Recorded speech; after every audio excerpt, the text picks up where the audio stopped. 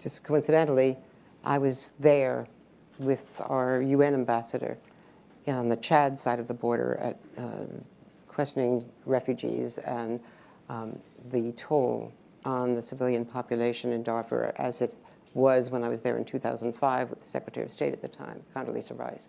It is horrific and largely ignored by the world. But does Qatar have a role? Well, to see what's happening in Sudan is heartbreaking for all of us. And we've seen the suffering that the Sudanese people has been going through now for the last year, but it's even going beyond that. Qatar right now, specifically, we are not playing any specific role in what's happening in Sudan, yet there is a process in place with Saudi, and we are very supportive for the process in order to get them to an agreement between the fighting parties and to transit to more permanent status for the government of Sudan and to put down this war as soon as possible. I want to ask a question of my own and then turn to one from our audience. I've often visited Al-Udeid Air Base in Qatar, which is one of the largest U.S. military bases overseas. You're a mediator between the U.S. and various forces like Hamas and others. Talk a little bit about your alliance with the United States and the bet that you're making on the United States by having that huge base there. Well, actually, I believe that the relationship with the U.S. has been always strong. I mean, this is an alliance that we built decades ago between the two countries, and it's not only on defense security and regional security. It's going beyond that. There are a strong economic partnership between the two countries, huge investment presence for state of Qatar in the United States, and a huge investment by American companies in Qatar in the energy sector, of course, is a partnership that we are proud of, and American companies are working together very closely with us.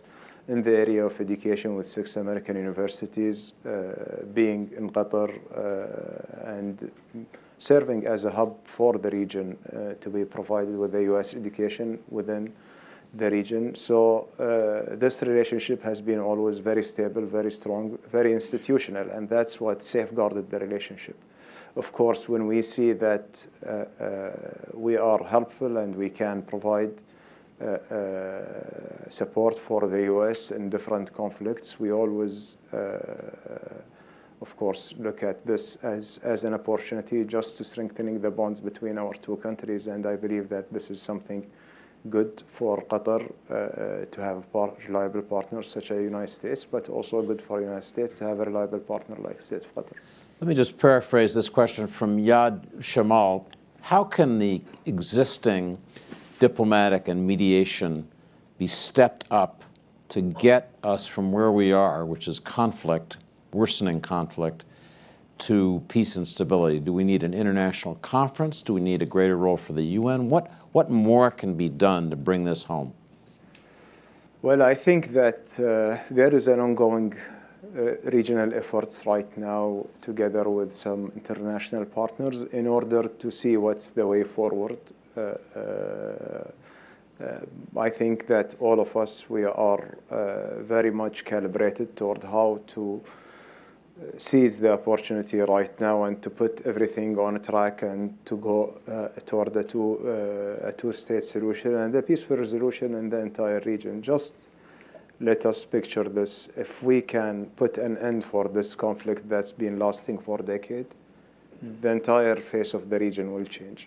And anyone who will claim the opposite, the people of the region are the ones who are going to stand against it. Let me also add one of mine. We talked earlier about your concerns about an escalation at this point, given what happened in Jordan and now the pledge from the President of the United States to retaliate. He's being pressured by Senator Graham and other critics to go directly to Iran, to retaliate inside Iran. if he were to do that, since deterrence clearly has not worked, there have been 160 attacks, would he be justified? What would be the impact if the U.S. strikes inside Iran? Well, actually, we don't encourage any attacks to happen in any country in our region, and we believe the ones who are responsible for the attacks, those are the ones who should be held accountable. Of course, we are calling for de-escalation to contain the situation as much as possible, and we are hoping that this doesn't go and doesn't reach to that level. Our region cannot just live with more escalation and further escalation. And we have to focus on the main issue over there. Getting things back and restoring calm in Gaza is going to be key to diffuse all other escalations in the region. But do you think what these militias have done, and there's some evidence that may have come from Syria, from Iranian-backed militias there, what they and what the Houthis have done with the Red Sea, could any of that happen without Iran arming them? Or does it even go beyond that? Well, directed by the regime? Well, I will go back to the parties who are carrying on these conducts. Those are the ones who need to be held accountable for any misconduct or any attempt to undermine the peace and security in the region. We are not in position to point fingers on this or that right now, and I believe that for us, the key focus should be how we contain the situation, how we de-escalate it, how to address the real issue and not just to treat the symptoms. A final question as we get near the end of our allotted time. In the past, there's been a lot of tension between your country, Qatar, and the Kingdom of Saudi Arabia next door to you. How are relations today, and where do you think they're heading? Well, I think we are in a very good shape. Saudi, Qatar, GCC relationship. It's not just a traditional relationship. It's a historical bond between all the countries. We are connected. Families, societies are very much connected. It's not something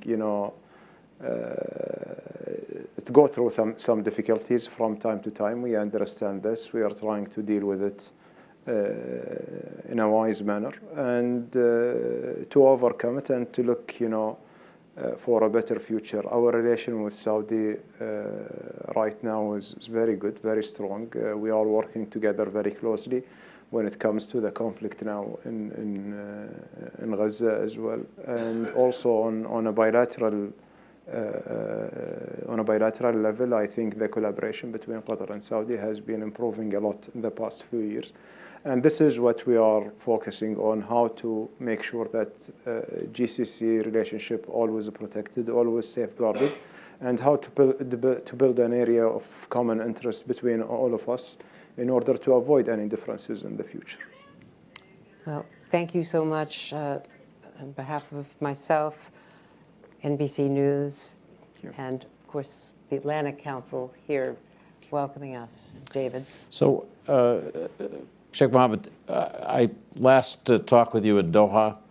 Like all of us, I followed your efforts to mediate an end to this terrible hostage problem and the larger war with interest and appreciation. Thank you so much for talking with me and Andrea today and with the audience here. Well, thank you. Thank you very much for having me. Thank